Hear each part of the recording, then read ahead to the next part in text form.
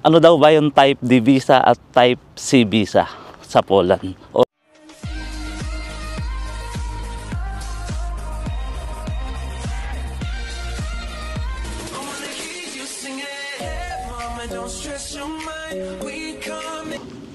Makulimlim na araw ngayon mga kagala.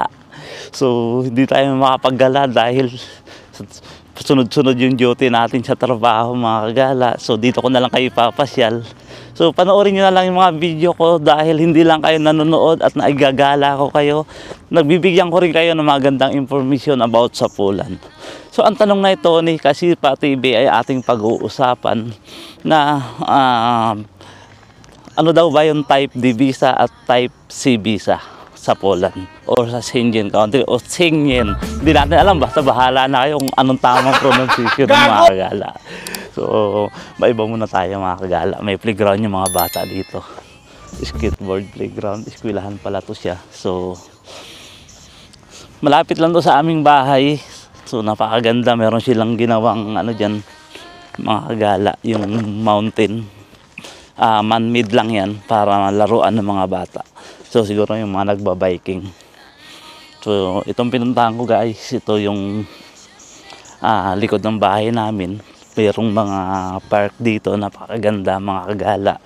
So ano nga ba yung Type D visa? Maganda ito guys. Yung Type D visa nito, ito yung working visa. Isa-isahin muna natin kasi sa bandang dulo ng video may sasabihin ako sa inyong maghalaga. Maganda at magandang information talaga. Puro maganda walang pangit dito mga kagala. So, Type D visa, yan po ang working visa. So, Kasipa TV, mas maganda itong naging tanong mo sa akin. Ngayon, mabibigyan ng linaw ng mga kasama na mga kababayan natin gustong mag-Poland. Yan yung Type D visa. Pwede nga daw at yung Type C. So, mga kagala, tinanong din ni Kasipa TV kung convertible siya sa Type D visa, yung Type C visa. Ang sagot ko dyan mga kagala is no. Ikot ko lang kayo mga kagala. Napakaganda. Kung hindi lang sana lumamig ang panahon, napakaganda dito. So, mamaya ako nasasagutin yan mga kagala. Lipatan ng spot doon malapit sa aming bahay dahil may lake doon. Mas maganda doon. Gusto ko lang kayong iikot dito sa iba pang park ng lugar namin. Kita nyo mga kagala, mayroong mga naglalarong bata. Kasi yung eskwelahan dito talagang require sa kanila na magkakaroon ng malaking space park para sa mga estudyante o sa mga bata o kung sino mang gusto maglaro. So ako nga doon naglalaro ng basketball minsan pag may free time ako. So, kita tayo mamaya mga kagala at sasagutin natin yan ng maayos yung mga katanungan ng ating kababayan. At medyo malamig kasi rito. Ang mukhang disyerto na layo ko na sa sasakyan. So, see you tayo mamaya mga kagala. A few moments later. Ayun na nga mga kagala. Hindi natin kinaya yung lamig sa labas. Sobra namula yung mga daliri ko. Hindi kasi ako nakapag winter jacket. Normal na jacket lang yung sinuot ko. Skala natin is summer na. So sabi nga ng ibang mga kaibigan natin is patuloy pa rin ang pag-iisno sa ibang part ng Poland. So, saan nga ba tayo mga kagala? At habang humihigop ako ng mausok-usok at mainit-init na kape, mas mainit pa sa mo dati, sasagutin natin ang tanong ni Kasipa TV. Sabi nga pala ni Kasipa TV, ano daw pinagkaiba ng, ano ba yun? Type C visa ng Schengen at saka Type D visa ng Schengen. Schengen o Schengen, bahala na kayo mga kagala kung ano yun. Basta Schengen, yun ang nakasanayan natin. Sige, Schengen akong Schengen. Yun. Sabi niya, yung Type D visa ba or yung Type C visa is pwede bang ma-convert sa Type D visa? So, ayusin muna natin medyo magulo yan Yung type D visa nga pala mga kagala, yan yung working visa. So dalawang visa lang pag-uusapan natin, wag na yung ibang visa na may student visa na yan. Kasi usually sa mga foreigner, type C at saka type D visa lang yan. So yung type D visa, ito yan tinatawag na working visa. Yung type C naman yan yung tourist visa or mag-attend ka lang ng meeting dito or may mga private na lakad ka. Yan. Ang type C visa is allow ka lang mag-stay up to 90 days na pagtambay mo sa isang Schengen country. Schengen.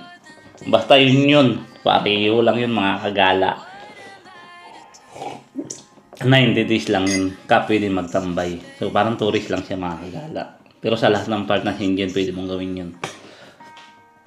So mga kagala, hindi lang yan ang tanong ni Kasipa TV ang pag-uusapan natin. May good news rin naman ako dito sa inyo. Hindi lang puro kuda-kuda ako dito. So,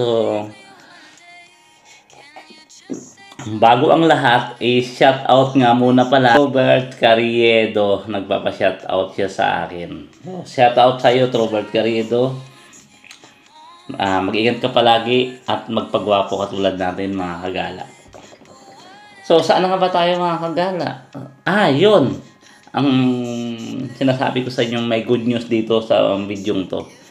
Ang Poland government ay nagbigay ng permission na para makapag-attend ng interview or maka-join sa labor market ang mga type C visa. Narinig nyo yun, hindi to chismis mga kagala, hindi to fake news katulad ng ibang nababalitaan natin dito sa mga vlogger sa Poland na nagre-reels is fake news po ang pinagsasabi.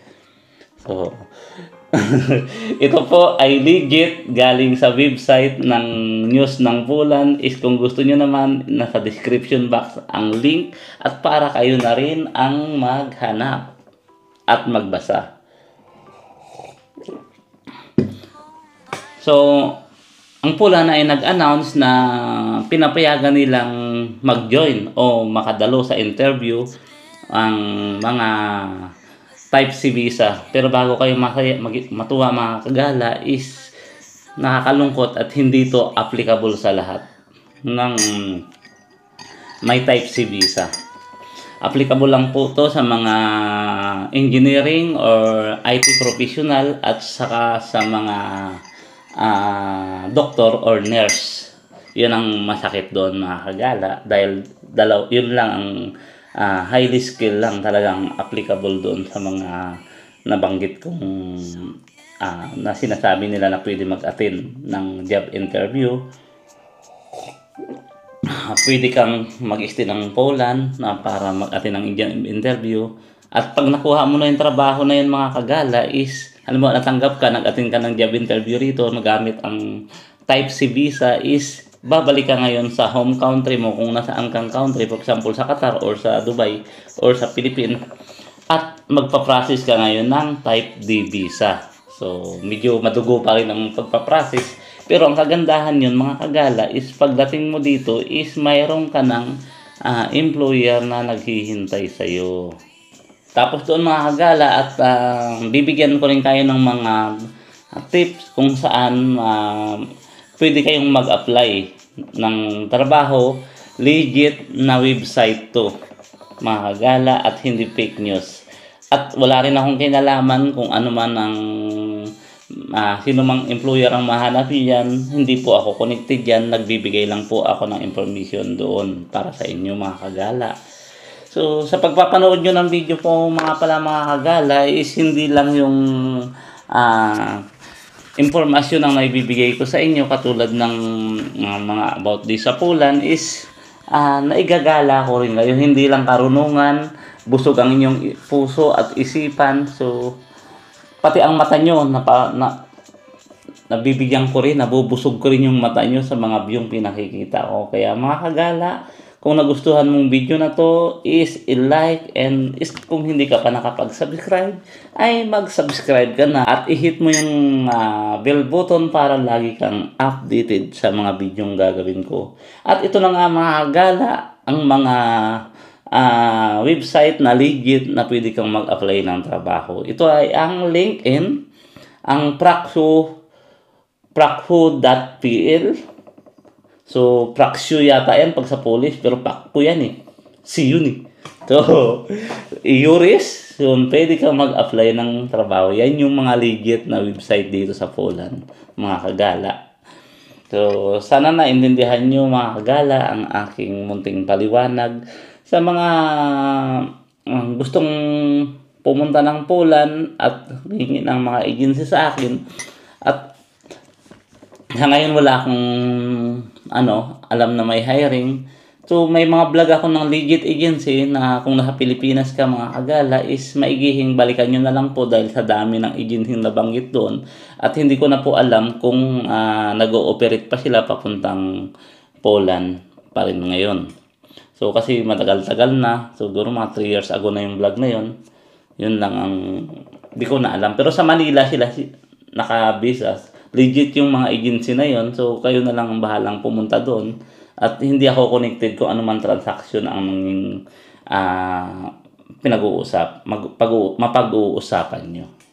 So hanggang sa muli mga kagala, sana makagala na tayo sa mga susunod na araw at grabe, lumamig na naman. So, kailangan pa natin mag-prepare ng dinner mga kagala. So ito nga pala si Arjen Martinez ang nagsasabi ng if you want to be a successful living a simple life. Hanggang sa muli mga kagala, I love you.